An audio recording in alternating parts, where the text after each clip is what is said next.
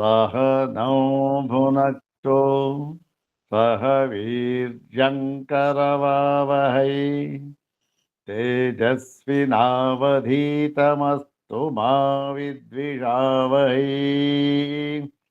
ॐ शान्ति शान्ति शान्तिः।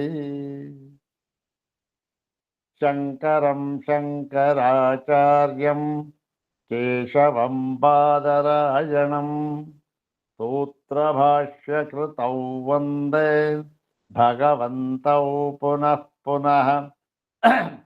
सूत्रभाष्यप्रणेतारौ वेदान्ताभ्यप्रभाकरौ वन्दे परस्परात्मानौ बादरायणशङ्करौ। श्रुतिस्मृतिपुराणानाम् आलयं करुणालयं नमामि भगवत्पादं शङ्करं लोकशङ्करं। नमामि भगवत्पादशङ्करं लोकशङ्करम्। वन्दे वन्दे तं सच्चिदानन्दं यतिवर्यं महामतिं वेदवेदान्तसारज्ञं सद्गुरुं प्रणतोऽस्म्यहम्। सदाशिवसमारम्भां शङ्कराचार्यमध्यमाम् अस्मदाचार्यपर्यन्तां वन्दे गुरुपरम्पराम्। अग्रे उपस्थितेभ्यः भवद्भ्यः सर्वेभ्यो जिज्ञासुभ्यः हार्दान् नमस्कारान् समर्पयामि। ब्रह्मसूत्र शांकर भाष्ये तृतीयाध्याये तृतीये पादे द्विसूत्रात्मके सूत्रद्वयात्मकेऽस्मिन् अष्टमे आत्मगृहीत्यधिकरणे तस्मिन् आत्मगृहीत्यधिकरणे उपनिबद्धं द्वितीयं सूत्रं द्विवारं पठित्वा सूत्रार्थं तद्भाष्यभागं च यथाचार्यानुग्रहं विचारयामः। इदं सूत्रं पादादितः सप्तदशं सूत्रम्। तस्मिन् आत्मगृहीत्यधिकरणे द्वे सूत्रे उपनिबद्धे स्तः भगवता बादरायणेन। इदानीम् इदं सूत्रं तस्मिन् अधिकरणे इदं सूत्रं प्रकृतं सूत्रं द्वितीयं सूत्रं तस्मिन् अधिकरणे पादादितः सप्तदशं सूत्रम्। इदं सूत्रं तद्भाष्यभागं च यथाचार्यानुग्रहं विचारयामः। सर्वाग्रे शंकर भगवत पूज्यपादानां प्रशस्ति श्लोकमेकं द्विवारं पठामः।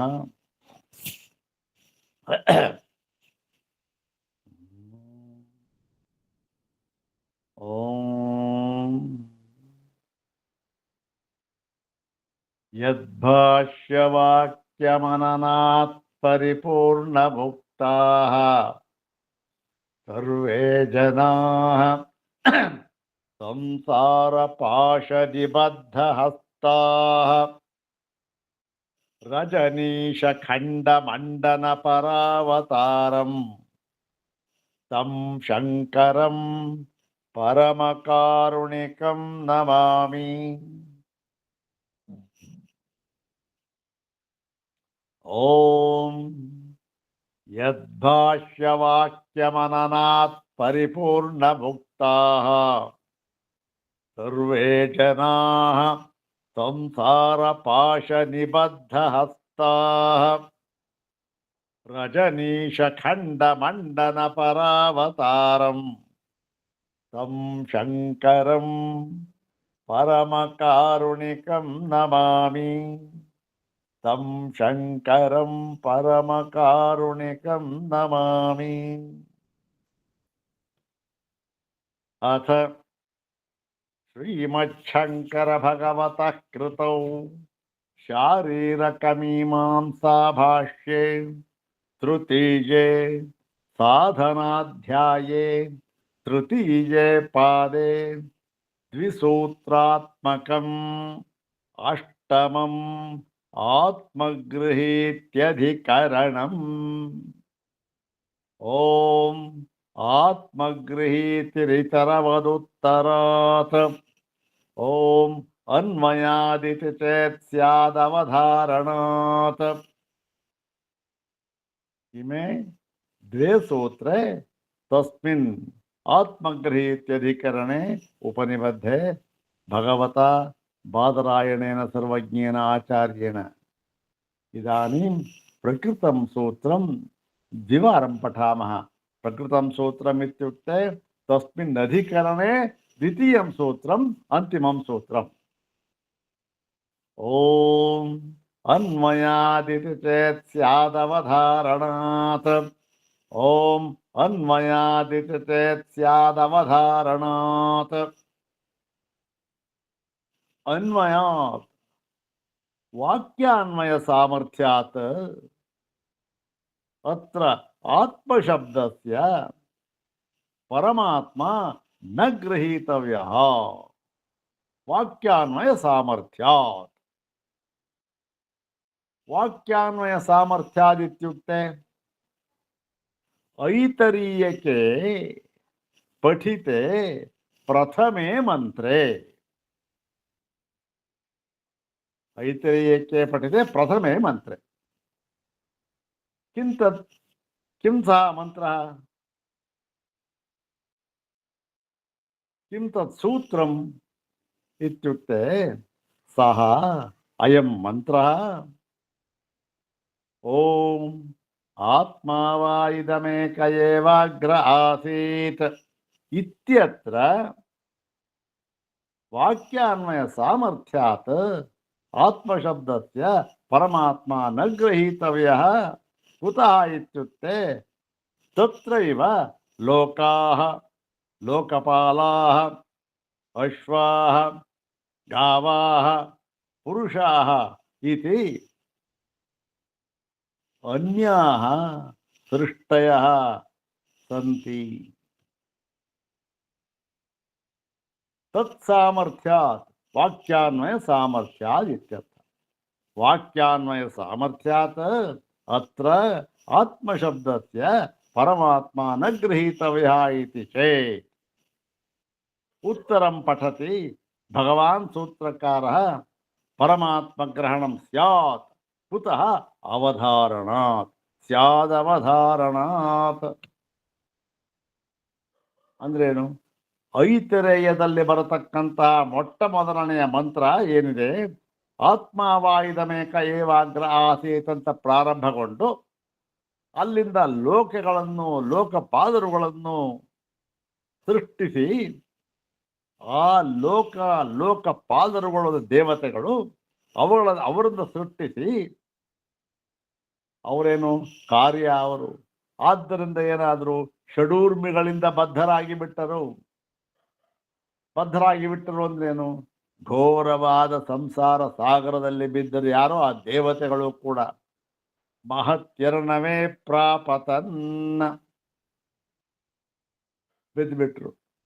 ಏನಾಯ್ತು? ಅವ್ರಿಗೆ ಹಸಿವು ಬಾಯಾರಿಕೆ ಶುರುವಾಯಿತು. ಸಂಸಾರಕ್ಕೆ ಬಿದ್ದ ಮೇಲೆಲ್ಲ ಇರುತ್ತಲ್ಲ, ಅಲ್ಲಿ ಏನು ಮಾಡಿದ್ರು? ಆಮೇಲೆ ಪರಮಾತ್ಮ ಹತ್ರ ಬಂದರು, ನಮ್ಗೆ ಅನ್ನ ಬೇಕು ಅಂದ್ರು ಅವನ ಹಸು ಕುದುರೆ ಎಲ್ಲ. ಹೀಗೆ ಇವೆಲ್ಲವನ್ನು ಲೋಕಪಾಲ, ಹಸು, ಕುದುರೆ, ಪುರುಷ ಇವನ್ನೆಲ್ಲ ಸೃಷ್ಟಿ ಮಾಡಿದರು ಎಂದು ಇರುವುದರಿಂದ ಈ ಒಂದು ವಾಕ್ಯಾನ್ವಯದ ಬಲದಿಂದ ಇದು ಪರಮಾತ್ಮನಲ್ಲ, ಯಾರೋ ಒಬ್ಬ ಕಾರ್ಯ ಆತ್ಮ ಇರಬೇಕು. ಅದು ಯಾರು? ಅದು ಪ್ರಸಿದ್ಧವಾಗಿರತಕ್ಕಂಥ ಈ ಉಪನಿಷತ್ತುಗಳಲ್ಲಿಯೇ ಹೇಳಲ್ಪಟ್ಟಿದೆ, ವಿರಾಡ ಆತ್ಮ ಅಂತ. ಅಂದ್ರೆ ಅದಕ್ಕೆ ಉತ್ತರವನ್ನು ಹೇಳ್ತಾ ಇದ್ದಾರೆ. ಇಲ್ಲ, ಹಾಗಿಲ್ಲ. ಇಲ್ಲಿ ಪರಮಾತ್ಮನನ್ನೇ ಗ್ರಹಣ ಮಾಡಬೇಕು. ಪರಮಾತ್ಮನನ್ನೇಂದ್ರೇನು? ಪರಮಾತ್ಮ ಎಂಬ ಅರ್ಥವನ್ನೇ ಗ್ರಹಣ ಮಾಡಬೇಕು ಆತ್ಮಶಬ್ದಕ್ಕೆ. ಯಾತಕ್ಕೆ ಅಂದರೆ ಅವಧಾರಣ. ಏನು ಅವಧಾರಣೆ ಮಾಡಿದ್ದಾರೆ ಅಂದರೆ ಏಕಮೇವಾದ್ವಿತೀಯತ್ವವನ್ನು ಅವಧಾರಣೆ ಮಾಡಿದ್ದಾರೆ. ಆತ್ಮಾವಾ ಇದಮೇಕ ಏವ ಅಗ್ರೆ ಆಸಿ. ಆತ್ಮಾವಾ ಅಂತಂದ್ರೆ ಒಂದೇ, ಆತ್ಮ ಏವ ಅಂತಂದ್ರೆ ಒಂದೇ. ಇದಂ ಅಗ್ರೆ ಆಸಿ ಏವ ಏಕ ಏವ ಅಗ್ರೆ ಆಸೀತ್ ಅಂತ ಹೇಳ್ಬಿಟ್ಟು ಎರಡು ಕಡೆ ಅವಧಾರಣೆ ಮಾಡಿದ್ದಾರೆ. ಆದ್ದರಿಂದ ಇಲ್ಲಿ ನಾವು ಪರಮಾತ್ಮ ಎಂಬ ಅರ್ಥವನ್ನೇ ಗ್ರಹಿಸಬೇಕು. ಅದು ಸೂತ್ರಾರ್ಥ. ಈಗ ಆ ಸೂತ್ರ ಅರ್ಥ ಆಗಿದೆಯಲ್ಲ, ಆ ಒಂದು ಶ್ಲೋಕ ಹೇಳ್ಕೊಳ್ಳೋಣ. ಇದುವರೆ ತನಕ ಸ್ವಲ್ಪ ಹೇಳ್ಕೊಂಡು ಬಂದಿರೋದೇನೋ, ಇವಾಗ ಶುರು ಮಾಡೋಣ. ಏನೋ ಜ್ಞಾಪಕ ಬರಲಿಲ್ಲ, ಇನ್ಮೇಲೆ ಶುರು ಮಾಡೋಣ ಈ ಥರ ಶ್ಲೋಕ. ಆ ಒಂದು ಆ ಶ್ಲೋಕ ನಾವು ಹೇಳ್ಕೊಳ್ಳೋದಕ್ಕಿಂತ ಮುಂಚೆ ಸೂತ್ರ ಒಂದು ಸಾರಿ ತಾವು ಜ್ಞಾಪಕಕ್ಕೆ ತೆಗೆದುಕೊಂಡು ಆ ಅರ್ಥವನ್ನು ವಿಚಾರ ಮಾಡಿ ನೋಡಿದ್ರೆ ಈಗ ಗೊತ್ತಾಗತ್ತೆ. ಏನು? ಅನ್ವಯಾದಿತೆ ಸ್ಯಾದ್ ಅವಧಾರಣಾತ್ ಅಂತಿದೆ. ಇಲ್ಲಿ ಸಂಶಯ ಏನು, ಪೂರ್ವಪಕ್ಷ ಏನು, ನಿರ್ಣಯ ಏನು, ಸಿದ್ಧಾಂತ ಏನು, ಉತ್ತರ ಪಕ್ಷ ಏನು, ಸಿದ್ಧಾಂತ ಏನು, ಎಲ್ಲವೂ ಕೂಡ ಇಲ್ಲಿ ಹೇಳಿಬಿಟ್ಟಿದ್ದಾರೆ. ನೋಡೋಣ. ಆತ್ಮಾವಾಯಿದಮಿತ್ಯತ್ರ ವಿರಾಟ್ ಸ್ಯಾದ್ ಅಥವೇಶ್ವರ ಭೂತಾ ಸೃಷ್ಟೇರ್ನೇಶ್ವರ ಸ್ಯಾತ್ ಗವಾದ್ಯಾನಯನಾದ್ವಿರಾಟ್ ಭೂತೋಪಸಂಹೃತೇರೀಶಃ ಸ್ಯಾದದ್ವೈತಾವಧಾರಣಾತ್ ಅರ್ಥವಾದೋ ಗವಾದ್ಯುಕ್ತಿ ಬ್ರಹ್ಮಾತ್ಮತ್ವಂ ವಿವಕ್ಷಿತಂ ಅಂತಕ್ಕಂಥ ಎಲ್ಲ ಅರ್ಥವನ್ನು ಹಿಡಿದಿಟ್ಬಿಟ್ಟಿದ್ದಾರೆ. ಈಗ ಪ್ರಕೃತ ಭಾಷ್ಯ ಭಾಗಕ್ಕೆ ಬರೋದಾದರೆ, ನಾವು ನಿನ್ನೆವರೆಗೆ ಏನೇನು ಹೇಳಿದಿರಿ, ಏನನ್ನು ನೋಡಿದ್ವಿ? ಅನ್ವಯಾದಿತಿ ಚೇತ್ ಅನ್ನುವ ಭಾಗವನ್ನು ನೋಡಿದ್ವಿ ಆ ಹಿಂದಿನ ಭಾಗದಲ್ಲಿ. ಮತ್ತೆ ಅದರ ಮುಂದುವರೆದ ಭಾಗವಾಗಿ ಅದಕ್ಕೆ ಸಮಾಧಾನ. ಅನ್ವಯಾದಿತಿ ಚೇತ್ ಅಂತಲದ್ದು ಸಂಶಯ, ಅದು ಆಕ್ಷೇಪ ಅದು. ಈ ಒಂದು ಮುಂದೆ ಈಗ ಹೇಳ್ತಾ ಇರ್ತಕ್ಕಂಥದ್ದು ನಾವು ಸಮಾಧಾನ, ಆಕ್ಷೇಪ, ಸಮಾಧಾನ. ಈ ಸಮಾಧಾನ ಭಾಗವನ್ನು ನಾವು ನೋಡ್ತಾ ಇದ್ದೇವೆ. ನಿನ್ನೆಯಿಂದಲೂ ಪ್ರಾರಂಭವಾಗಿದೆ ಸಮಾಧಾನ ಭಾಗ. ಯಾವ ಸಮಾಧಾನ ಭಾಗ? ಸ್ಯಾದವಧಾರಣಾತ್ ಅಂತಕ್ಕಂಥದ್ದು. ಅದರ ವಿವರಣೆಯನ್ನು ನಾವು ನೋಡ್ತಾ ಇದ್ದೇವೆ. ಭಗವಾನ್ ಭಾಷ್ಯಕಾರರು, ಶಂಕರರು ಅದರ ವಿವರಣೆಯನ್ನು ವಿಸ್ತಾರವಾಗಿ ನಮಗೆ ಕೊಡ್ತಾ ಇದ್ದಾರೆ. ಏನು? ಯಾತಕ್ಕೆ ನಾವು ಇಲ್ಲಿ ಪರಮೇಶ್ವರನನ್ನೇ ಗ್ರಹಿಸಬೇಕು, ಪರಮೇಶ್ವರ ಎಂಬ ಅರ್ಥವನ್ನೇ ಗ್ರಹಿಸಬೇಕು? ಮತ್ತೆ ಬೇರೆ ಕಡೆ ಎಲ್ಲರೂ ಈ ತರ ಸಂದರ್ಭ ಬಂದಿದೆಯಾ? ಬಂದಿದ್ರೆ ಅಲ್ಲಿ ಹೇಗೆ ಮಾಡ್ತಾರೆ? ಇವೆಲ್ಲ ವಾದ ಮಾಡುವಾಗ ಬಹಳ ಬಹಳ ಮುಖ್ಯವಾದದ್ದು. ಈಗಲೂ ಕೂಡ ಕೋರ್ಟಲ್ಲಿ ಏನು ಹೇಳ್ತಾರೆ? ಸ್ವಾಮಿ ನೋಡಿ, ಈ ತರ ಈ ಒಂದು ಸೆಕ್ಷನ್ ಪ್ರಕಾರ ಈ ತರ ಆಗುತ್ತೆ ಅಂತ ಹೇಳ್ಬಿಟ್ಟು ಅದೆಲ್ಲೋ ಗವಾಹತಿನಲ್ಲೋ ಅಸ್ಸಾಂನಲ್ಲೋ ಎಲ್ಲೋ ಆಗಿರ್ತಕ್ಕಂಥದ್ದು ಉದಾಹರಣೆ ತೆಗೆದುಬಿಡ್ತಾರೆ, ಉದ್ಧಾರ ಮಾಡಿಬಿಡ್ತಾರೆ. ನೋಡಿ, ಅಲ್ಲಿ ಯಾವತ್ತೋ 1986ನೇ ಇಸ್ವಿನಲ್ಲಿ ಈ ಥರ ಆಗಿತ್ತು, ಇದೇ ರೀತಿ ಆಗಿತ್ತು, ಈ ರೀತಿ ಅಲ್ಲಿ ನಿರ್ಧಾರ ಮಾಡಿದ್ದಾರೆ, ಅದೇ ರೀತಿ ಇಲ್ಲೂ ನಿರ್ಧಾರ ಮಾಡಬೇಕು ಅಂದ್ಬಿಡ್ತಾರೆ. ಬಹಳ ಮುಖ್ಯ ಇದು. ಹಾಗೆ ಇಲ್ಲೂ ಕೂಡ ಇದು ಚರ್ಚಾ ಭಾಗ ತಾನೆ. ಎಲ್ಲಿ ಮಾಡಿದ್ದಾರೆ ಈ ಥರ? ಈ ಥರ ಅಂದ್ರೆ ಏನು? ಈಗ ಭೂತ ಸೃಷ್ಟೇ ನೇಶ್ವರ ಸ್ಯಾತ್ ಅಂತ ಹೇಳಿದ್ದ. ಭೂತಗಳ ಸೃಷ್ಟಿಯನ್ನು ಹೇಳದೆ ಲೋಕಗಳನ್ನು ಹೇಳಿರುವುದರಿಂದ ಈಶ್ವರ ಅಲ್ಲ ಅಂತ ಹೇಳಿದ್ದ. ಅದಕ್ಕೆ ಉತ್ತರ ಹೇಳಿದ್ರು, ಇಲ್ಲಪ್ಪ, ಲೋಕಗಳನ್ನು ಹೇಳಿದ್ದರೂ ಕೂಡ ನಾವೇನು ಮಾಡಬೇಕು? ಈ ಒಂದು ಆತ್ಮೈಕತ್ವವನ್ನು ಅವಧಾರಣೆ ಮಾಡಿ ತಿಳಿಸಿರುವುದರಿಂದ ಅದಕ್ಕೆ ತಕ್ಕ ಹಾಗೆ ನಾವು ಅರ್ಥವನ್ನು ಮಾಡಬೇಕು. ಅದಕ್ಕೆ ತಕ್ಕ ಹಾಗೆ ಯಾವುದಾದ್ರು ಪದಗಳು ಬಿಟ್ಟು ಹೋಗಿದ್ರೆ ಅದನ್ನು ಸೇರಿಸ್ಕೊಳ್ಬೇಕು, ಯಾವುದಾದ್ರು ಅಂಶ ಬಿಟ್ಟು ಹೋಗಿದ್ರೆ ಅದನ್ನು ಸೇರಿಸ್ಕೊಳ್ಬೇಕು. ಅದು ಮುಖ್ಯ ನಮಗೆ. ಯಾವುದು? ಆತ್ಮೈಕತ್ವವನ್ನು ಸಿದ್ಧ ಮಾಡತಕ್ಕಂಥದ್ದು ಮುಖ್ಯ. ಅದಕ್ಕೆ ತಕ್ಕಂತೆ ಅರ್ಥ ಮಾಡಬೇಕು ಅಂತ ಹೇಳಿ ನೋಡಿ. ಉದಾಹರಣೆಗೆ ಛಾಂದೋಗ್ಯದಲ್ಲಿ ಏನು ಮಾಡಿದ್ದಾರೆ? ಅಲ್ಲಿ ಭೂತ ಸೃಷ್ಟಿಯನ್ನು ಹೇಳುವಾಗ ಆಕಾಶ ವಾಯುವನ್ನು ಬಿಟ್ಟು ಬಿಟ್ಟು ತತ್ ತೇಜೋ ಅಸೃಜತ ಅಂತ ಹೇಳ್ಬಿಟ್ಟು ತೇಜಸ್ಸಿನಿಂದ ಪ್ರಾರಂಭ ಮಾಡಿದ್ದಾರೆ. ಹಾಗೆ ಪ್ರಾರಂಭ ಮಾಡುವಾಗ ಏನ್ರಿ ಇದು ಬೇರೆ ಸೃಷ್ಟಿ, ಇದು ಯಾಕೆ ಆಕಾಶ ವಾಯು ಬಿಟ್ಬಿಟ್ಟಿದ್ದಾರೆ, ಬೇರೆ ಉಪನಿಷತ್ತಿನಲ್ಲಿ ಹೇಳಿದ್ದಾರಲ್ಲ ಅಂತ ಹೇಳಿದ್ರೆ, ಇಲ್ಲ ಇಲ್ಲ ಬಿಟ್ಟಿಲ್ಲ. ಏನು ಮಾಡಬೇಕು, ಅದನ್ನ ನಾವು ಇಲ್ಲಿಗೆ ಎಳೆದುಕೊಂಡು ಬಂದು ಸೇರಿಸಿಕೊಳ್ಳಬೇಕು. ಏನು ತೇಜೋ ಅಸೃಜತ ಅಂತನ್ನುವಾಗ ಆಕಾಶ ವಾಯು ಇದೆಯಲ್ಲ ಎರಡು, ಅವುಗಳ ಸೃಷ್ಟೇ ಅನಂತರಂ. ಆಕಾಶ ವಾಯುವ್ಯೋ ತಯೋ ಸೃಷ್ಟೇರನಂತರಂ. ಹೀಗೆ ಸೇರಿಸ್ಕೊಳ್ಬೇಕು ಹೇಳಿದ್ದಾರೆ ಅಂತ ಹೇಳಿದ್ರು. ಅದಕ್ಕೆ ಅದೇ ರೀತಿ ಇಲ್ಲೂ ಕೂಡ ಲೋಕಗಳನ್ನು ಅಂತ ಹೇಳಿರುವಾಗ ಏನಾಯಿತು, ಲೋಕಗಳನ್ನು ಅಂತ ಹೇಳಿದ್ದರೂ ಕೂಡ ಭೂತಗಳ ಸೃಷ್ಟಿಯಾದ ನಂತರ ಲೋಕಗಳನ್ನು ಸೃಷ್ಟಿಸಿದನು ಅಂತ ಹೇಳಿ ಸೇರಿಸ್ಕೊಳ್ಬೇಕು. ಯಾಕೆ ಇಲ್ಲಿ ಆತ್ಮೈಕತ್ವ ಪರಮಾತ್ಮೈಕತ್ವ ನಿರ್ಧಾರಣೆ ಮಾಡತಕ್ಕಂಥದ್ದು ಮುಖ್ಯ. ಅದಕ್ಕೆ ಅನುಗುಣವಾಗಿ ಅರ್ಥ ಮಾಡಬೇಕು. ಹಾಗಾಗಿ ಹೀಗೆ ಅರ್ಥವನ್ನು ಮಾಡಬೇಕು ಎಂಬುದಾಗಿ ಶಂಕರ ಭಗವತ್ಪ ಹೇಳ್ತಾ ಇದ್ದಾರೆ. ಎಂಬುದಾಗಿ ನಾನು ಯೋಜಿಸುತ್ತೇನೆ, ಯೋಚಿಸುತ್ತೇನೆ ಅಲ್ಲ ಯೋಜಿಸುತ್ತೇನೆ, ಈ ಪದಗಳನ್ನು ನಾನು ಹೀಗೆ ಯೋಜನೆ ಮಾಡುತ್ತೇನೆ ಅಂತ ಹೇಳಿ ಉತ್ತಮ ಪುರುಷ ಪ್ರಯೋಗ ಮಾಡಿ ಹೇಳಿದ್ವಿ. ಇಷ್ಟು ಕೂಡ ಇದು ಆಗಿತ್ತು. ನೋಡಿ ಕೊನೆಯ ವಾಕ್ಯ ಏನಾಗಿತ್ತು, ಯೋಪಿ ಅಯಂ ವ್ಯಾಪಾರ ವಿಶೇಷಾನುಗಮ.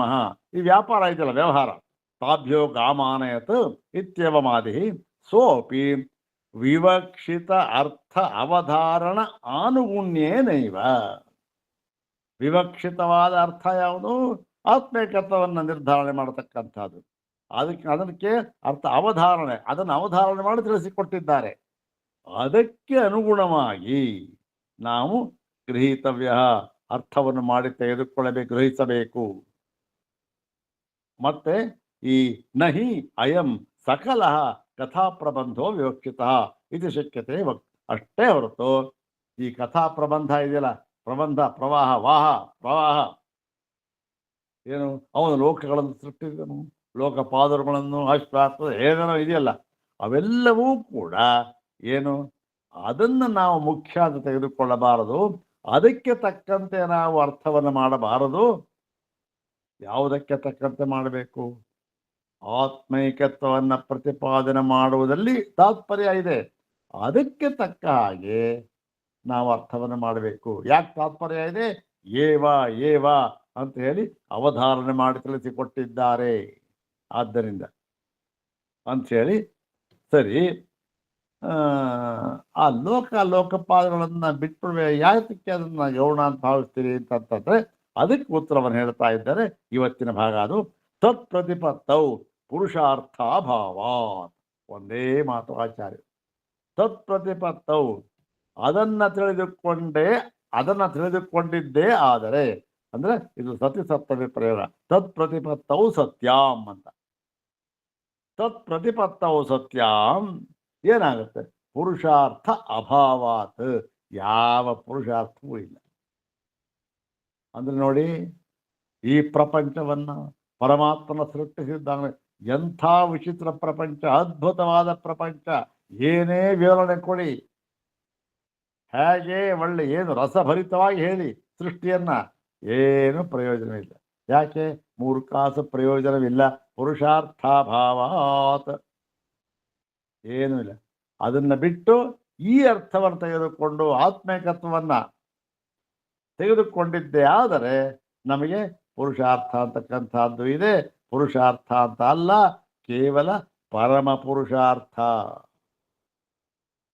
ಇಲ್ಲಿ ಪುರುಷಾರ್ಥ ಭಾವಾತ್ ಅಂತಂದ್ರೆ ಆಚಾರ್ಯರು ಯದ್ಯಪಿ ಪುರುಷಾರ್ಥಗಳು 4 ಅಂತ ನಾವು ಎಲ್ಲ ವ್ರತ ಕಥೆ ಇದರಲ್ಲೆಲ್ಲ ಸಂಕಲ್ಪ ಮಾಡೋ ಹೇಳ್ಬಿಡ್ತೇವೆ ಅಲ್ವಾ. ಹಾಗಿದ್ದರೂ ಕೂಡ ಏನಾಗಿದೆ, ಇಲ್ಲಿ ಪುರುಷಾರ್ಥ ಅಂತಂದ್ರೆ ಮೋಕ್ಷ ಒಂದನ್ನೇ ಪುರುಷಾರ್ಥ ಅಂತ ಕರೆದಿದ್ದಾರೆ. ಇನ್ನು ಮಿಕ್ಕಿದ್ದೆಲ್ಲವೂ ಕೂಡ ಏನು ಪುರುಷಾರ್ಥಗಳು. ಪುರುಷಾರ್ಥ ಅಲ್ಲ ಅದು, ಸುಮ್ಮನೆ ಒಂದು ಉಪಚಾರಕ್ಕೆ ಅರ್ಥವಾದಕ್ಕೋಸ್ಕರ ಇದ್ರ ಜೊತೆ ಸೇರಿಸ್ಬಿಡ್ತಾರೆ. ಯಾಕೆ? ಅವೆಲ್ಲ ಅಭ್ಯುದಯ ಫಲಗಳು. ಹೌದ್ ತಾನೆ? ಆದ್ದರಿಂದ ಏನಾಗುತ್ತೆ ಇಲ್ಲಿ ಆ ಯಾವುದು ಎಕ್ಸಾಮ್ ಪುರುಷಾರ್ಥ ಅಂತ ಹೇಳಿದ್ರೆ ಇಲ್ಲಿ ಪರಮ ಪುರುಷಾರ್ಥ ಮೋಕ್ಷ ಅಂತ ತೆಗೆದುಕೊಳ್ಬೇಕು. ಅದ್ಯಾವುದದು ಅಂದರೆ ಬ್ರಹ್ಮಾತ್ಮತ್ವಂ ತು ಇಹ ವಿವಕ್ಷಿತ. ಬ್ರಹ್ಮಾತ್ಮಿಕತ್ವವನ್ನು ಇಲ್ಲಿ ಹೇಳ ಹೊರಟಿದೆ. ಮತ್ತು ಅದೇ ರೀತಿ ತಥಾಹಿ ಅಂಧ ಪ್ರಭೃತೀನಾಂ ಲೋಕಾನಾಂ ಲೋಕಪಾಲಾನಾಂಚ ಅಜ್ಞಾದೀನಾಂ ಸೃಷ್ಟಿಂ ಶಿಷ್ಟ್ವಾ. ಅದೇ ರೀತಿ ಅದೇ ಪ್ರಕಾರವಾಗಿ ಏನು ಈ ಬ್ರಹ್ಮಾತ್ಮತ್ವವನ್ನು ನಿರ್ಧಾರಣೆ ಮಾಡಿ ಹೇಳಬೇಕು ಎಂಬುದಕ್ಕೋಸ್ಕರವಾಗಿಯೇ ಏನು ಮಾಡ್ತಾ ಇದ್ದಾರೆ ಅಂತಂದ್ರೆ ಅಂಬ ಪ್ರಭೃತೀನಾಂ ಅಂಬೋಲೋಕ ಲೋಕಪಾಲ ಇವೆಲ್ಲ ಇದೆಯಲ್ಲ, ಅಗ್ನಿ, ಇವುಗಳೆಲ್ಲರ ಸೃಷ್ಟಿಯನ್ನ ಶಿಷ್ಟ್ವ ನಮಗೆ ಉಪದೇಶಿಸಿ ತಿಳಿಸಿ ಹೇಳಿ ಮತ್ತಿನ್ನೇನು ಮಾಡಿದ್ರು? ಕರಣಾಯತರಂಚ ಶರೀರಂ ಉಪದಿಶ್ಯ, ಕರಣಗಳನ್ನು ಸೃಷ್ಟಿ ಮಾಡಿದ್ದು. ಮತ್ತೆ ಕರಣಾಯತನಂ, ಕರಣಗಳಿಗೆ ಆಯತನ ಅಂದರೆ ಆಸ್ಪದ, ಆಧಾರ. ಕರಣಗಳಿಗೆ ಆಧಾರವಾಗಿರತಕ್ಕಂಥ ಯಾವುದು? ಕರಣಗಳಿಗೆ ಆಧಾರವಾಗಿರತಕ್ಕಂಥ ಶರೀರ. ಕರಣಗಳಿಗೆ ಆಧಾರವಾಗಿರತಕ್ಕಂಥ ಶರೀರವನ್ನ ಹೇಳಿ ಸೃಷ್ಟಿ ಮಾಡಿ ಹೇಳಿ ತಯೇವ ಸೃಷ್ಟ, ಯಾವ ಈ ಎಲ್ಲವನ್ನೂ ಸೃಷ್ಟಿ ಮಾಡಿದನೋ ಆ ಸೃಷ್ಟಿಕರ್ತನೇ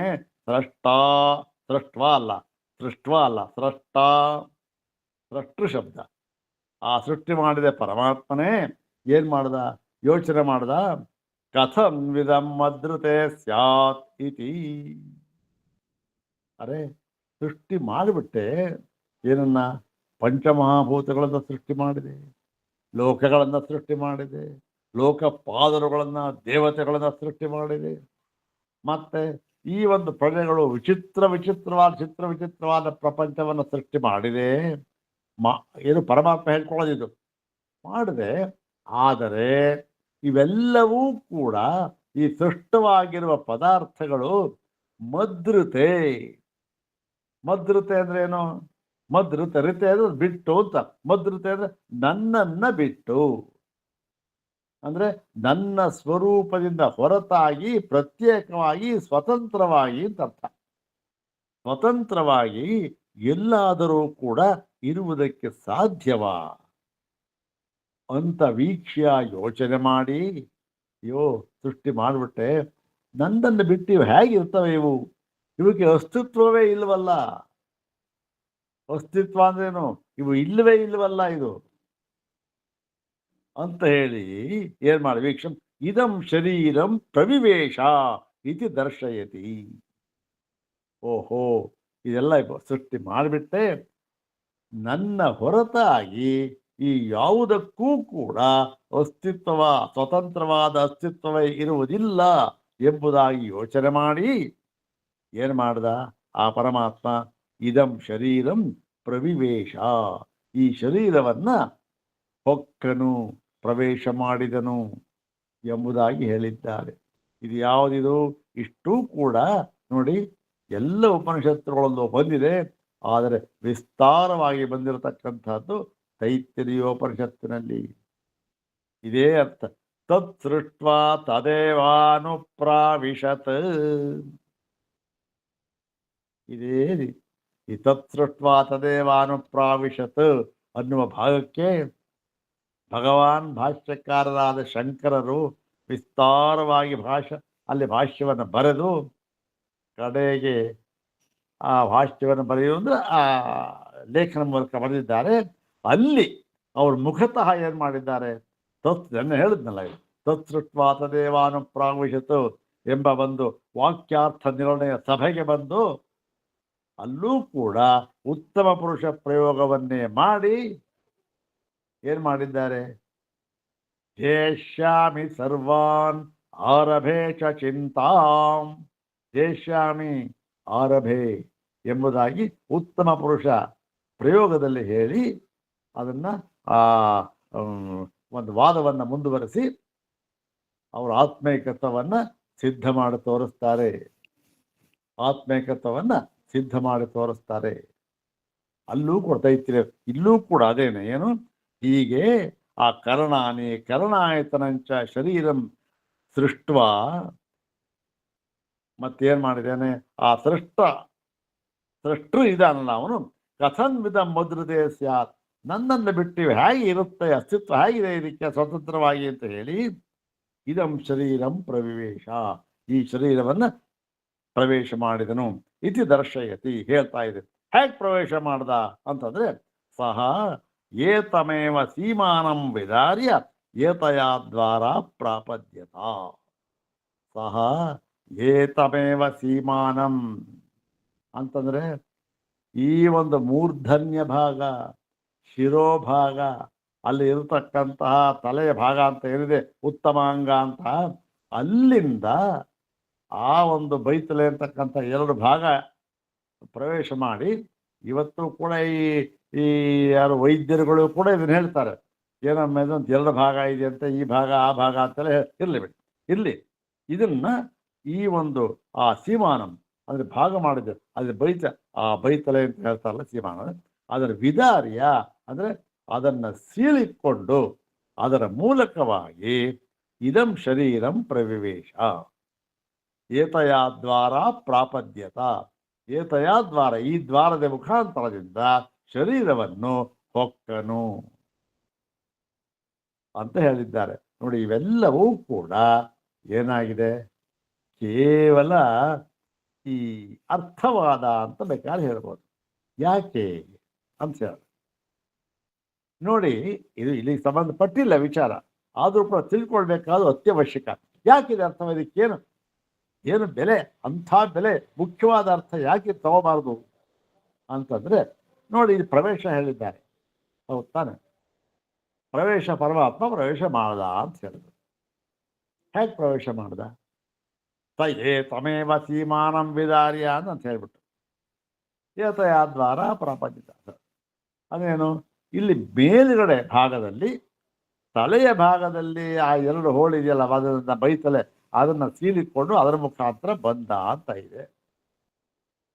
ಮತ್ತೆ ಇನ್ನು ಕೆಲವು ಕಡೆ ಈ ಆರಣ್ಯಕ ಭಾಗ, ಬ್ರಾಹ್ಮಣ ಭಾಗದಲ್ಲಿ ಕೆಲವು ಕಡೆ ಪೂರ್ವ ಮೀಮಾಂಸಾ ದರ್ಶನದಲ್ಲಿ ಏನ್ ಹೇಳ್ತಾರೆ, ಇಲ್ಲ ಈ ಒಂದು ಪರಮಾತ್ಮ ಅಂತ ಇದ್ದಾನಲ್ಲ, ಅವನು ಎಲ್ಲಿಂದ ಪ್ರವೇಶ ಮಾಡ್ದ ಅಂತಂದ್ರೆ ಕಾಲಿನ ಹೆಬ್ಬೆರಳಿನ ಮೂಲಕವಾಗಿ ಪ್ರವೇಶ ಮಾಡಿದ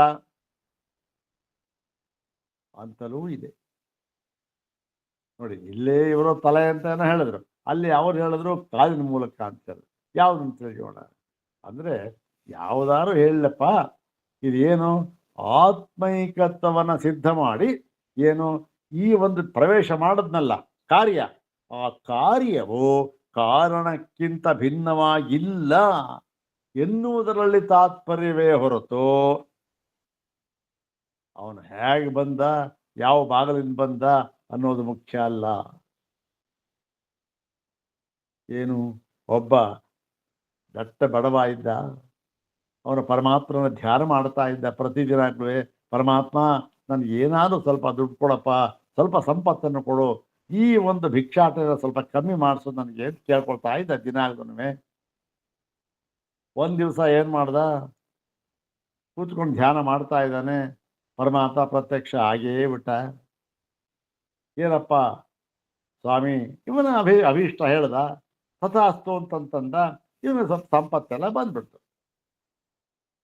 ಆಯಿತು, ಈಗ ಚರ್ಚೆ ಪ್ರಾರಂಭವಾಗೋಯ್ತು. ಇವನು ಧ್ಯಾನ ಮಾಡ್ತಾ ಇದ್ದವನು ಹೇಗೆ ಮಾಡ್ದ, ಸಾಮಾನ್ಯ ಪೂಜೆ ಮಾಡೋದಾಗ ಹಿತ್ತಿರ ಭಾಗ ಹಾಕಿರ್ತಾರೆ, ಮುಂದ್ಗಡೆ ಭಾಗ ತೆಗೆದಿರ್ತಾರೆ, ಹೌದು ತಾನೆ? ಯಾವಾಗ ದೇವತಾ ಕಾರ್ಯ ಮಾಡುವಾಗ, ಪಿತೃ ಕಾರ್ಯ ಮಾಡುವಾಗ ಮುಂದ್ಗಡೆ ಮುಚ್ಚಿರ್ತಾರೆ, ಏನಾದ್ರು ತೆಗೆದಿರ್ತಾರೆ, ಎಲ್ಲರೂ ವಿರುದ್ಧ ಇರಲಿ. ಈಗ ಇವನು ಪರಮಾತ್ಮ ಯಾವ ಭಾಗಲಿಂದ ಬಂದ, ಯಾಕೆ ಇವನಿಗೆ ಅನುಗ್ರಹ ಮಾಡೋದಕ್ಕೆ ಮುಂದ್ಗಡೆ ಬಾಗಿಲಿನ ಅಂತ ಕೆಲವರು ಪಕ್ಕದ ಮನೆಯವರು, ಹಿಂದ್ಗಡೆ ಬಾಗಿಲಿಂದ ಅಂತ ಬಂದ ಆ ಕಡೆ ಮನೆಯವರು. ಏನು ಚರ್ಚೆ ಶುರುವಾಗ, ಎಲ್ಲರೂ 3 ಕಾಸಿನ ಬೆಲೆ ಇದೆಯಾ ಇದಕ್ಕೆ? ಏನೂ ಇಲ್ಲ. ಇದು ಮುಖ್ಯ ಎಂದು ಬಂದು ಅನುಗ್ರಹ ಮಾಡ್ದ ಅಂತ ಅನ್ನೋದು ಮುಖ್ಯ ಅಷ್ಟೇ ಹೊರತು ಹೇಗೆ ಬಂದ ಅಂತ ಅನ್ನೋದು ಹೇಗೆ ಬೇಕಾದ್ರೂ ಬಂದಿರ್ಬೋದು, ಅದೇ ಬೇರೆ ವಿಚಾರ. ಇಲ್ಲೂ ಕೂಡ ಏನಾಗಿದೆ, ತಲೆಯಿಂದಾರು ಬರಲಿ ಕಾಲಿಂದಾರು ಬರಲಿ, ಬಂದು ಈ ಶರೀರವನ್ನ ಒಳಹೊಕ್ಕನು ಅಂತ ಹೇಳಿ ಅದ್ರಲ್ಲಿ ತಾತ್ಪರ್ಯ ಏನು? ತನಗಿಂತ ಭಿನ್ನವಾಗಿ ಯಾವುದೂ ಇಲ್ಲ, ಎಲ್ಲವೂ ತಾನೇ ಎಂಬುದಾಗಿ ಆತ್ಮೈಕತ್ವವನ್ನು ಸಿದ್ಧ ಮಾಡತಕ್ಕಂಥದ್ದು ಇಲ್ಲಿ ವಿವಕ್ಷಿತ. ಅದು ಮುಖ್ಯವೇ ಹೊರತು ಎಲ್ಲಿ ಬಂದ ಅಂತ ಅನ್ನೋದು ಮುಖ್ಯವಲ್ಲ. ಹಾಗಾಗಿ ಇದೇನಾಗಿದೆ, ತಲೆಯಿಂದಾರೋ ಬರಲಿ, ತಲೆಯಿಂದ ವಿಧ ಸೀಳ್ಕೊಂಡಾರೋ ಬರಲಿ, ಕಾಲಿನಿಂದಾರೋ ಬರಲಿ, ಕಾರ್ಯಕ್ಕಿಂತ ಕಾರಣಕ್ಕಿಂತ ಕಾರ್ಯವು ಬೇರೆ ಎಲ್ಲ. ಕಾರ್ಯಕಾರಣ ಅನನ್ಯತ್ವವನ್ನು ತಿಳಿಸುವುದರಲ್ಲಿ ತಾತ್ಪರ್ಯ. ತದನನ್ಯತ್ವಮಾರಂಭಣ ಶಬ್ದಾತ್ ಆರಂಭಣ ಶಬ್ದಾತ್ ಇದು ಹೇಳ್ತಕ್ಕಂಥದ್ದು ಐತೆ. ಪುನಶ್ಚ ಮತ್ತೆ ಇಷ್ಟೇಳಿ ಮತ್ತೆ ಕೂಡ ಪುನಶ್ಚ ಯದಿ ವಾಚಾ ಅಭಿವ್ಯಾಹತಂ ಯದಿ ಪ್ರಾಣೇನ ಅಭಿಪ್ರಾಣಿತಂ. ಅಲ್ಲಿ ಉದ್ದಕ್ಕೂ ಬರುತ್ತೆ ಮಂತ್ರ, ತುಂಬ ಉದ್ದವಾಗಿದೆ, ಅದನ್ನ ಹೇಳೋಣ, ನೋಡೋಣ, ಬೇಡ ನಾಳೆ ಹೇಳೋಣ. ವಾಚಾ ಅಭಿವ್ಯಾಹತಂ ಇತ್ಯವ ಮಾತಿನ ಕರ್ಣವ್ಯಾಪಾರ ವಿವೇಚನ ಪೂರ್ವಕಂ ಅಥ ಕೋಹಂ ಇತಿ ವೀಕ್ಷ್ಯ ಸ ಏತಮೇವ ಬ್ರಹ್ಮ ತತಮಮ ಪಶ್ಯತ್. ಇದು ಮಂತ್ರ ಭಾಗ ಆಯ್ತು. ತತಮಮ ಪಶ್ಯತ್ ಅಂತಕ್ಕಂಥದ್ದು ಇದಕ್ಕೆ ಅರ್ಥ ಹೇಳ್ತಾರೆ. ಏನು ಅಂತಂದ್ರೆ, ಯೋಚನೆ ಮಾಡ್ದ, ಹೋಗಿ ಶರೀರ ಪ್ರವೇಶ ಮಾಡಿಬಿಟ್ಟು ಏನಾಯಿತು, ಕರ್ಣ ವ್ಯಾಪಾರ ಶುರುವಾಯಿತು. ಯಾಗಾಯನು ಚೈತನ್ಯ ಸ್ವರೂಪ, ಚೈತನ್ಯ ಪ್ರವೇಶವಾಯಿತು, ಆ ಕಿರಣಗಳ ಸೃಷ್ಟಿ ಮಾಡಿದ್ನಲ್ಲ ಪರಮಾತ್ಮ, ಅವೆಲ್ಲವೂ ಕೂಡ ತಮ್ಮ ತಮ್ಮ ವ್ಯಾಪಾರವನ್ನು ಶುರು ಮಾಡಿಬಿಟ್ಟವು. ಕಣ್ಣು ನೋಡೋಕೆ ಶುರು ಮಾಡ್ತು, ಕಿವಿ ಕೇಳೋಕೆ ಶುರು ಮಾಡ್ತು, ಮತ್ತೆ ನಾಲಿಗೆ ರುಚಿ ನೋಡೋಕೆ ಶುರು ಮಾಡ್ತು, ಎಲ್ಲ ಹೀಗೆ ಎಲ್ಲವೂ ಕೂಡ ಅವುಗಳ ವ್ಯಾಪಾರವನ್ನ ಶುರು ಮಾಡಿಬಿಟ್ರು. ಆಗೇನು ಮಾಡ್ದ ಈ ಪರಮಾತ್ಮ, ಪುನಃ ಯೋಚನೆ ಮಾಡ್ದ, ಅರೆ ಈಗ ನೋಡ್ತಾ ಇದೆ, ಈ ನೋಟ ಅಂತ ಅನ್ನೋದು ನಾನು ಪ್ರವೇಶ ಮಾಡಿದೆ ಸರಿ, ಈ ನೋಟ ಅಂತ ಅನ್ನೋದು ಯಾರ ಸ್ವಭಾವ, ಅದು ಯಾರಿಗೆ ವಿಷಯವಾಗಿದೆ? ನೋಡ್ದ, ಅರೆ ಇದು ಕಣ್ಣಿಗೆ ವಿಷಯವಲ್ಲ, ಇದು ಕಣ್ಣಿನ ವಿಷಯ ಇದು ಅಂತ ಹೇಳ್ದ. ಇನ್ನೇನು ವಾಸನೆ ಬರ್ತಾ ಇತ್ತು, ಅರೆ ಇದು ಮೂಗಿಗೆ ವಿಷಯ ಇದು. ಎಲ್ಲ ಕೂಡ ಇದು ಏನೇನು ನಡೀತಾ ಇದೆ ವ್ಯಾಪಾರ ಎಲ್ಲವೂ ಕೂಡ ಒಂದೊಂದು ಇಂದ್ರಿಯಗಳಿಗೆ ವಿಷಯವಾಗಿದೆ ಅಷ್ಟೇ. ಹಾಗಾದರೆ ನಾನು ಯಾರು? ಇಲ್ಲಿ ಒಳಗಡೆ ಹೊರಟ ಪರಮಾತ್ಮ ಪ್ರವೇಶ ಮಾಡುತ್ತಲ್ಲ, ನಾನು ಯಾರಾಗಾರೆ ಅಂತ ಯೋಚನೆ ಮಾಡ್ದ. ನಾನು ಯಾರು ಅಂತ ಯೋಚನೆ ಮಾಡಿ ಏನು ಮಾಡ್ದ, ಆವಾಗ ಸಹ ಏತಮೇವ ಬ್ರಹ್ಮ ತತಮಮ ಪಶ್ಯತ್. ಅಂದ್ರೆ ಅಯ್ಯಯ್ಯೋ, ಇದು ಯಾವುದಿದು? ಈ ಕರ್ಣ ವ್ಯಾಪಾರ ಇವೆಲ್ಲ ಯಾವುದಿದು? ಯಾವುದೂ ಅಲ್ಲ, ಇವೆಲ್ಲವೂ ಏನಾಗಿದೆ, ಕೇವಲ ಬ್ರಹ್ಮವೇ ಆಗಿದೆ, ಕೇವಲ ಬ್ರಹ್ಮವೇ ಆಗಿದೆ.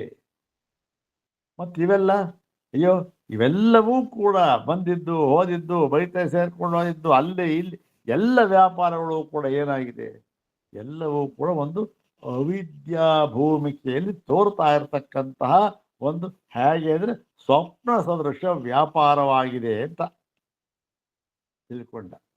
ಅಂದ್ರೆ ಏನು ನೋಡಿ, ಇಲ್ಲಿ ವೀಕ್ಷೆ, ಎಲ್ಲ ಕರಣಗಳು ಅವುಗಳ ವ್ಯಾಪಾರವನ್ನು ಮಾಡ್ತಾ ಇರುವಾಗ ನಾನು ಯಾರು ಅಂತ ಯೋಚನೆ ಮಾಡಿ, ಓಹೋ ನಾನು ಇವು ಯಾವುದಕ್ಕೂ ಸಂಬಂಧವಿಲ್ಲದ ಕೇವಲ ಆಧ್ಯಕ್ಷ ಸ್ಥಾನದಲ್ಲಿರ್ತಕ್ಕಂತಹ, ಇರ್ತಾನೆ ಅಂತಲ್ಲ, ಇರುವಂತೆ ಇರ್ತಕ್ಕಂತಹ ಒಬ್ಬ ಇದ್ದಾನೆ ಅಧ್ಯಕ್ಷ. ಹಾಗೆ ಇದೆಲ್ಲವನ್ನೂ ನಾನು ತತಮಮ ಪಶ್ಯತ್ ಅಂತ ಇದೆ. ಇಲ್ಲಿ ತತಮಮ ಪಶ್ಯತ್ ಅಂತ ಮಂತ್ರ ಇದೆಯಲ್ಲ, ಮಂತ್ರ ಇದ್ದರೂ ಕೂಡ ನಾವು ಏನನ್ನ ಮಾಡಬೇಕು, ಒಂದು ತಕಾರವನ್ನ ಸೇರಿಸಿಕೊಳ್ಳಬೇಕು ಎಂಬುದಾಗಿ ಐತರೆಯ ಭಾಷ್ಯದಲ್ಲಿ ಭಗವಾನ್ ಭಾಷ್ಯಕಾರರು ಶಂಕರ ಭಗವತ್ಪಾದ ಬರೆದು ಬಿಟ್ಟಿದ್ದಾರೆ. ಏನು ಅಲ್ಲಿಗೇನಾಯಿತು, ತತ ಮಮ ಪಶ್ಯತ್ ಅನ್ನುವಾಗ ತತ ಅನ್ನುವಾಗ ಇನ್ನೊಂದು ತಕಾರವನ್ನು ಸೇರಿಸಿಕೊಳ್ಳಿ. ಏನಾಯಿತು, ತತ ತಮಂ ಅಪಶ್ಯತ್.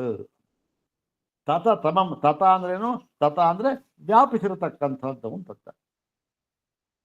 ತತ ಅಂದ್ರೆ ವ್ಯಾಪಿಸಿರತಕ್ಕಂಥದ್ದು, ವ್ಯಾಪಕ ಅಂತಂದ. ತತತಮ ಅಂದ್ರೆ ಪೂರ್ಣವಾಗಿ ಇವೆಲ್ಲವನ್ನೂ ಕೂಡ ವ್ಯಾಪಿಸಿರತಕ್ಕಂಥದ್ದು. ಅಂದ್ರೇನು, ಯಾವುದಕ್ಕಿಂತ ಬೇರೆಯಾಗಿ ಇವು ಯಾವುದು ಇಲ್ಲವೋ ಅದು. ಅದೇ ಯಾವುದದು, ಅದೇ ಪರಮಾತ್ಮ ತತ್ವ, ಬ್ರಹ್ಮತತ್ವ ಎಂಬುದಾಗಿ ಬ್ರಹ್ಮಾತ್ಮತ್ವ ದರ್ಶನಂ ಅವಧಾರಯತಿ. ಸ ಏತಮೇವ ಬ್ರಹ್ಮ ತತ ಮಮ ಪಶ್ಯತ್. ಅಂದ್ರೆ ತತ ತಮಂ ಅಪಶ್ಯತ್. ಏತಮೇವ ಬ್ರಹ್ಮ, ನೋಡಿ ಏತಂ ಬ್ರಹ್ಮ ಅಂತ ಅಲ್ಲ ಹೇಳಲಿಲ್ಲ, ಏತಮೇವ ಬ್ರಹ್ಮ ಇತಿ ಬ್ರಹ್ಮಾತ್ಮತ್ವ ದರ್ಶನಂ ಅವಧಾರಯತಿ. ಅವಧಾರಯತಿ ಕಹ ಅವಧಾರಯತಿ ಅಂದ್ರೆ ಶ್ರುತಿ ಅವಧಾರಯತಿ. ಶ್ರುತಿ ಅವಧಾರಣೆ ಮಾಡಿ ಹೇಳ್ತಾ ಇದೆ ಅಂಥೇಳಿ ಇದು ನೋಡಿ. ಅದನ್ನೇನು ಇಲ್ಲಿ ತಾತ್ಪರ್ಯ, ಇಲ್ಲೂ ಅಷ್ಟೇನೆ. ಅಲ್ಲಿ ಹೇಗೆ ಸ ಏತಮೇವ ಬ್ರಹ್ಮ, ಏತಮೇವ ಬ್ರಹ್ಮ ಅಂತ ಹೇಳಿದ್ದಾರೆಯೋ ಇಲ್ಲೂ ಅಷ್ಟೇ. ಆತ್ಮಾವಾ ಇದಮೇಕ ಏವ ಅಗ್ರೆ ಆಸೀತ್ ಅಂತ ಇಲ್ಲೂ ಅದನ್ನೇ ಹೇಳಿದ್ದಾರೆ. ಎಲ್ಲ ಉಪನಿಷತ್ತುಗಳಲ್ಲೂ ಕೂಡ ಹೇಗೆ ಸಮನ್ವಯ ಮಾಡ್ತಾ ಇದ್ದಾರೆ ಭಾಷ್ಯಕಾರರು. ಅಲ್ಲಿಂದ ಅದನ್ನೇ ತತ್ವ ಸಮನ್ವಯಾತ್ ಅನ್ನುವ ಸೂತ್ರದಲ್ಲಿ ವಿಸ್ತಾರವಾಗಿ ಚರ್ಚೆ ಮಾಡಿದ್ದು. ಸರ್ವಾಣಿ ಚ ವಾಕ್ಯಾನಿ ಏತಸ್ಯಾರ್ಥಸ್ಯ ಪ್ರತಿಪಾದಕತ್ವೇನ ಸಮನುಗತಾನಿ. ಅಲ್ಲಿ ಈ ವಾಕ್ಯವನ್ನು ಉದ್ಧಾರ ಮಾಡಿದ್ದಾರೆ, ಐತರೇಯ ವಾಕ್ಯವನ್ನ. ಆತ್ಮಾವಾಯುಧಮೇಕ ಏವ ಗ್ರಹಾಸೀತ್ ಅಂದ್ಬಿಟ್ಟು 4 ವೇದ ತದೇ ತದ್ಬ್ರಹ್ಮ ಪೂರ್ವಂ ಅನಪರಮ ಪೂರ್ವಂ ಅವಾಕ್ಯಮ್ಯಮಾತ್ಮ ಬ್ರಹ್ಮ ಸರ್ವಾನುಭೂ ಬ್ರಹ್ಮ ವೇದಮೃತಂ ಪುರಸ್ತಾತ್. ಈ 4 ವೇದಗಳಿಂದ 4 ಮಂತ್ರ ಹೇಳಿ ಋಗ್ವೇದದಲ್ಲಿ ಈ ಮಂತ್ರ ಹಾಕಿದ್ದಾರೆ. ಆತ್ಮಾವಾಯುಧಮೇಕ ಏವ ಗ್ರಹಾಸೀತ್ ಅಂತ 4 ಮಂತ್ರ ಹೇಳಿ ಅವೆಲ್ಲವೂ ಕೂಡ ಏನಾಗಿದೆ, ಈ ಒಂದು ಪರಮಾತ್ಮನಲ್ಲಿಯೇ ಸಮನ್ವಿತವಾಗಿರುತ್ತೆ ಅಂತ ತೋರಿಸ್ಕೊಟ್ಟಿದೆ ಅಂತ ಹೇಳಿ ಇದು ಅದೇ ರೀತಿ ಇಲ್ಲಿ ಹೇಳ್ತಾರೆ. ತಥಾ ಉಪರಿಷ್ಟಾತ್ ಏಷ ಬ್ರಹ್ಮೈಷ. ಉಪರಿಷ್ಟ ಅಲ್ಲೇ ಮುಂದೆ ಅದರಲ್ಲಿ ಇದು ಕಟ್ಟ ಕಡೆಯ ಮಂತ್ರ. ಐತರೇಯದಲ್ಲಿ ಇದು ಕಟ್ಟ ಕಡೆಯ ಮಂತ್ರ. ಏಷ ಬ್ರಹ್ಮೈಷ ಪೂರ್ತಿ ಹೇಳಿದ್ದಾರೆ. ಹೇಳಿ ಬೀಜಾನಿ ಚ ಇತರಾಣಿ ಚ ಅಂಡಜಾನಿ ಚ ಜಾರಜಾನಿ ಚ ಸ್ವೇದಜಾನಿ ಚ ಉದ್ಭಿಜಾನಿ ಚ ಅಶ್ವಾಗಾವ ಪುರುಷ ಹಸ್ತಿನೋ ಅಂತ ಹೇಳಿ ಸರ್ವಂ ತತ್ ಪ್ರಜ್ಞಾನೇತ್ರಂ ಪ್ರಜ್ಞಾನೇ ಪ್ರತಿಷ್ಠಿತಂ ಪ್ರಜ್ಞಾನಂ ಬ್ರಹ್ಮ. ಪ್ರಜ್ಞಾ ಪ್ರತಿಷ್ಠಾ ಪ್ರಜ್ಞಾನಂ ಬ್ರಹ್ಮ ಅಂತ ಹೇಳಿದ್ದಾರೆ. ಅದು ಕೊನೆಯ ಐತರೇಯದ ಪ್ರಜ್ಞಾನಂ ಬ್ರಹ್ಮ, ಋಗ್ವೇದದ ಒಂದು ಮಹಾವಾಕ್ಯ ಇದು. ಪ್ರಜ್ಞಾನಂ ಬ್ರಹ್ಮ ಅಂತಕ್ಕಂಥದ್ದು. ಅಲ್ಲಿ ಏನು ಹೇಳಿದ್ದಾರೆ, ಸರ್ವಂ ತತ್ ಪ್ರಜ್ಞಾನೇತ್ರಂ. ಪ್ರಜ್ಞಾನೇತ್ರ ಅಂದ್ರೆ ಏನು, ಪ್ರಜ್ಞೆ ಎಂಬ ನೇತ್ರವುಳ್ಳದ್ದು. ಅಂದ್ರೆ ಎಲ್ಲವೂ ಕೂಡ ಈ ಅರಿವು ಎಂಬ ಅರಿವನ್ನು ಬಿಟ್ಟು ಇನ್ಯಾವುದೂ ಇಲ್ಲ ಅಂತ ಹೇಳಿ ಪ್ರಜ್ಞಾನೇ ಪ್ರತಿಷ್ಠಿತಂ, ಅದರಲ್ಲೇ ಪ್ರತಿಷ್ಠಿತವಾಗಿದೆ. ಪ್ರಜ್ಞಾನೇತ್ರೋ ಲೋಕ ಪ್ರಜ್ಞಾ ಪ್ರತಿಷ್ಠಾ ಅಂದ್ಬಿಟ್ಟು ಆ ಪ್ರಜ್ಞಾನಂ ಬ್ರಹ್ಮ ಕೊನೆಯಲ್ಲಿ ಹೇಳ್ತಾರೆ ಪ್ರಜ್ಞಾನಂ ಬ್ರಹ್ಮ ಅಂತ. ಹೀಗೆ ಏನ್ ಮಾಡಿದೆ, ಇತಿ ಬ್ರಹ್ಮಾತ್ಮತ್ವ ದರ್ಶನಮೇವ ಅವಧಾರಯತಿ. ಹೀಗೆ ಐತರೇಯದಲ್ಲಿ ಬ್ರಹ್ಮಾತ್ಮತ್ವ ಆತ್ಮೈಕತ್ವ ದರ್ಶನವನ್ನೇ ಅವಧಾರಯತಿ, ಅವಧಾರಣೆ ಮಾಡಿ ತಿಳಿಸಿಕೊಟ್ಟಿದ್ದಾರೆ. ಆದ್ದರಿಂದ ಏನಾಯಿತು, ಇಲ್ಲಿ ಆತ್ಮೈಕತ್ವವನ್ನು ಸಿದ್ಧ ಮಾಡುವುದು ಮುಖ್ಯವೇ ಹೊರತು ಮತ್ತೆ ಅದಕ್ಕೆ ಅನುಗುಣವಾಗಿ ಬೇರೆ ವಾಕ್ಯಗಳನ್ನು ಅರ್ಥ ಮಾಡಬೇಕೇ ಹೊರತು ಅದನ್ನು ಬಿಟ್ಟು ಯಾವುದೋ ಅಮುಖ್ಯವಲ್ಲದ ಈ ಆತ್ಮೈಕತ್ವವನ್ನ ಸಿದ್ಧ ಮಾಡುವುದಕ್ಕೆ ಪೂರಕವಾಗಿ ಪೂರಕವಾಗಿ ಹೇಳಿದ್ದಾರೆ ಅವೆಲ್ಲ ಅಷ್ಟೇ. ಅವೆಲ್ಲ ಏನು ಸಬ್ಸಿಡಿಯರಿ ಅಂತ ಹೇಳ್ತಾರಲ್ಲ ಹಾಗೆ, ಅದು ಮುಖ್ಯವಲ್ಲ. ಅದನ್ನ ಹಿಡ್ಕೊಂಡು ನಾವು ಏನ್ರಿ ಲೋಕ ಸೃಷ್ಟಿ ಮಾಡ ಆದ್ದರಿಂದ ಪರಮಾತ್ಮನಲ್ಲ ಅಂತ ಹೇಳಿ ಆ ಪರಮಾತ್ಮ ಬೇರೆ ಈ ಪರಮಾತ್ಮ ಬೇರೆ ಅಂದಿವಾಗಿ ಆತ್ಮೈಕತ್ವವನ್ನ ಸಿದ್ಧ ಮಾಡುವುದನ್ನು ಬಿಟ್ಟು ಬಿಟ್ಟು ಆತ್ಮ ಭೇದವನ್ನ ಸಿದ್ಧ ಮಾಡುವುದಕ್ಕೆ ಹೊರಟ್ರೆ ಏನಾಗುತ್ತೆ? ಅದು ಯಾವತ್ತಿಗೂ ಸರಿ ಹೋಗೋದಿಲ್ಲ. ಆದ್ದರಿಂದ ಆತ್ಮೈಕತ್ವವನ್ನು ಏನು ಹೇಳಿದ್ದಾರೆ, ಅದಕ್ಕೆ ತಕ್ಕಂತೆ ಅರ್ಥವನ್ನು ಮಾಡಿಕೊಳ್ಳಬೇಕು ಅಂತೇನು ನೋಡಿ. ಬೇರೆ ಎಲ್ಲ ವಾಕ್ಯಗಳನ್ನು ಕೂಡ ಅಂದ್ರೆ ನೋಡಿ ಹಿಂದೆ ಹೇಳಿದಾರೆ, ಸೋಪಿ ವಿವಕ್ಷಿತ ಅರ್ಥ ಅವಧಾರಣ ಆನುಗುಣ್ಯೇನ ಇವ ಗೃಹೀತವ್ಯ. ಇಷ್ಟೇ ಹೇಳಿ, ತಸ್ಮಾತ್ ಇಹ ಆತ್ಮಗೃಹೀತಿ ಇತಿ ಅನಪವಾದಂ. ಆದ್ದರಿಂದ ಇಲ್ಲಿ ಆತ್ಮನನ್ನೇ ಗ್ರಹಣ ಮಾಡಬೇಕು. ಇಲ್ಲೇಂದ್ರಲ್ಲಿ ಆತ್ಮಾವಾಯಿದಮೇಕ ಏವಾಗ್ರ ಆಸೀತ್ ಇತ್ಯತ್ರ ಆತ್ಮಶಬ್ದೇನ ಪರಮಾತ್ಮ ಏವ ಗೃಹೀತವ್ಯ ಇತಿ ಅನಪವಾದಂ. ಅಂದರೆ ಹೀಗೆ ಹೇಳೋದ್ರಲ್ಲಿ ಯಾವ ದೋಷವಾಗಲಿ ಯಾವ ಸಂಶಯವಾಗಲಿ ಏನೂ ಇಲ್ಲ. ಇದು ನಿರ್ದುಷ್ಟವಾಗಿರತಕ್ಕಂತಹ ಸಿದ್ಧಾಂತ ಅಂತ ಹೇಳಿ ಈ ಆತ್ಮೈಕತ್ವವನ್ನ ಪ್ರತಿಪಾದನೆ ಮಾಡ್ತಕ್ಕಂಥದ್ದು ಮುಖ್ಯ ಅಂತ ಹೇಳಿ ತೋರಿಸ್ತಾರೆ. ಎಲ್ಲಿ ಅನ್ವಯಾದಿತಿ ಸ್ಯಾದವಧಾರಣಾತ್ ಅಂತ ಹೇಳಿ ಇಲ್ಲಿ ಸಂಶಯ ಆಕ್ಷೇಪ, ಅನ್ವಯಾದಿತಿ ಚೇತ್ ಆಕ್ಷೇಪ ಹಾಕ್ಬಿಟ್ಟ ಅದಕ್ಕೆ ಉತ್ತರವನ್ನ ಕೊಟ್ಟರು. ಅತಃ ಉತ್ತರಂ ಪಠತಿ ಭಗವಾನ್ ಸೂತ್ರಕಾರ ಸ್ಯಾದವಧಾರಣಾತ್ ಇತಿ. ಸೂತ್ರ ಏನಾಯ್ತು? ಅನ್ವಯಾದಿತಿ ಚೇತ್ ಸ್ಯಾದವಧಾರಣಾತ್. ಇದಕ್ಕೆ ಅರ್ಥ ಏನು? ಆತ್ಮಾವಾಯಿದಮಿತ್ಯತ್ರ ವಿರಾಟ್ ಸ್ಯಾದ್ ಅಥವೇಶ್ವರ ಭೂತಾ ಸೃಷ್ಟೇರ್ನೇಶ್ವರ ಸ್ಯಾತ್ ಗವಾದ್ಯಾನಯನಾದ್ ವಿರಾಟ್ ಭೂತೋಪಸಂಹೃತೇರೀಶಃ ಸ್ಯಾದದ್ವೈತಾವಧಾರಣಾತ್ ಅರ್ಥವಾದೋ ಗವಾದ್ಯುಕ್ತಿ ಬ್ರಹ್ಮಾತ್ಮತ್ವಂ ವಿವಕ್ಷಿತಂ. ಎಷ್ಟು ಕೂಡ ಸೂತ್ರ ಅರ್ಥ ಆಯ್ತು, ಒಂದು ಆಯ್ತು. ಈಗ ಮುಂದುವರಿದು ಭಗವತ್ಪಾದ ಶಂಕರ ಹೇಳ್ತಾ ಇದ್ದಾರೆ, ನೋಡಪ್ಪ ಎಲ್ಲವೂ ಅರ್ಥವಾಯ್ತಲ್ಲ. ಈಗ ಈ ಸೂತ್ರಕ್ಕೆ ಅರ್ಥ ಆಯ್ತು ಸ್ವಾಮಿ, ಏನಾರ ಸಂಶಯ ಇದೆಯಾ? ಏನೂ ಸಂಶಯ ಇಲ್ಲ. ಈಗ ನಾವು ಇನ್ನೊಂದು ರೀತಿಯಲ್ಲಿಯೂ ಕೂಡ ಈ ಒಂದು ಅಧಿಕರಣಕ್ಕೆ, ಈ ಸೂತ್ರಕ್ಕೆ, ಅಧಿಕರಣಕ್ಕೆ ಎರಡು ಸೂತ್ರ ಆಗಿಲ್ಲ ಅದಕ್ಕೆ, ಈ ಅಧಿಕರಣಕ್ಕೆ ಬೇರೊಂದು ರೀತಿಯಲ್ಲಿಯೂ ಕೂಡ ಅರ್ಥ ಮಾಡಿ ಇದೇ ಆತ್ಮೈಕತ್ವವನ್ನು ಸಿದ್ಧ ಮಾಡಿ ತೋರಿಸುತ್ತೇವೆ. ನೋಡಿ, ಇದು ಆಚಾರ್ಯರವನ ಸರ್ವಜ್ಞತ್ವ ಅನ್ನೋದು. ಇಷ್ಟಾಯ್ತು. ಇಷ್ಟೆಲ್ಲ ವಿಸ್ತಾರವಾಗಿ ಹೇಳ್ಬಿಟ್ಟು ಏನು ಮಾಡಿದ್ರು? ನೋಡಪ್ಪ, ಇಷ್ಟೇ ಅಲ್ಲ ಅಂದ್ರೇನು, ನಾವು ಐತರೇಯೋಪನಿಷತ್ತಿನ ಒಂದು ಮಂತ್ರವನ್ನು ತೆಗೆದುಕೊಂಡು ಅದನ್ನ ಯಾವ ರೀತಿ ಅರ್ಥ ಮಾಡಬೇಕು ಅಂತ ಹೇಳಿ ಅಲ್ಲಿ ಬರತಕ್ಕಂಥ ಆತ್ಮಶಬ್ದಕ್ಕೆ ಏನರ್ಥ ಅಂತೆಲ್ಲ ಹೇಳಿ ಸಿದ್ಧ ಮಾಡಿ ತೋರಿಸಿದೆವು. ಯಾವುದನ್ನ? ಆತ್ಮೈಕತ್ವವನ್ನ. ಆಯ್ತು. ಈಗ ಈ ಅಧಿಕರಣಕ್ಕೆ ವಿಷಯವಾಕ್ಯವನ್ನಾಗಿ ನಾವು ಯಾವ ಒಂದು ಋಗ್ವೇದಿಯ ಐತರೇಯ ಮಂತ್ರವನ್ನು ತೆಗೆದುಕೊಂಡಿದ್ದೆವೋ ಅದನ್ನ ಬಿಟ್ಟು ಬೇರೆಯ ಮಂತ್ರವನ್ನು ತೆಗೆದುಕೊಳ್ತೇವೆ. ಅದರಿಂದಲೂ ಕೂಡ ಈ ಆತ್ಮೈಕತ್ವ ಅಂತಕ್ಕಂಥದ್ದು ಹೇಗೆ ಸಿದ್ಧ ಮಾಡಿದ್ದಾರೆ ಅಲ್ಲಿಯೂ ಕೂಡ ಅನ್ನುವುದನ್ನು ನಾವು ತೋರಿಸುತ್ತೇವೆ. ಅಂದ್ರೇನು? ಎಲ್ಲ ಉಪನಿಷತ್ತುಗಳಲ್ಲಿಯೂ ಕೂಡ ವಾಕ್ಯಾನಿ ಏತಸ್ಯಾರ್ಥಸ್ಯ ಪ್ರತಿಪಾದಕತ್ವೇನ ಸಮನುಗತಾನಿ ಅಂತ ಏನು ಪ್ರತಿಜ್ಞೆ ಮಾಡಿದ್ರೋ ಅದಕ್ಕೆ ಪ್ರತಿಜ್ಞೆಗೆ ಅನುಸಾರವಾಗಿ ನೋಡಿ ಇಲ್ಲೂ ಅದೇ ಇದೆ. ಈ ವಿಷಯವಾಕ್ಯ ತಗೋಣ ನೋಡಿ, ಇಲ್ಲೂ ಕೂಡ ಇದನ್ನೇ ಹೇಳಿದ್ದಾರೆ ಅಂತ ಹೇಳಿ ಆ ಮುಂದೆ ವಿಷಯವಾಕ್ಯ ಬೇರೆ ಉಪನಿಷತ್ತುಗಳು ತೆಗೆದುಕೊಂಡು ಅಲ್ಲೂ ಕೂಡ ಹೇಗೆ ಅಂತ ಸಿದ್ಧ ಮಾಡಿ ತೋರಿಸ್ತಾರೆ. ಅದನ್ನ ಮುಂದಿನ ಭಾಗದಲ್ಲಿ ನೋಡೋಣ.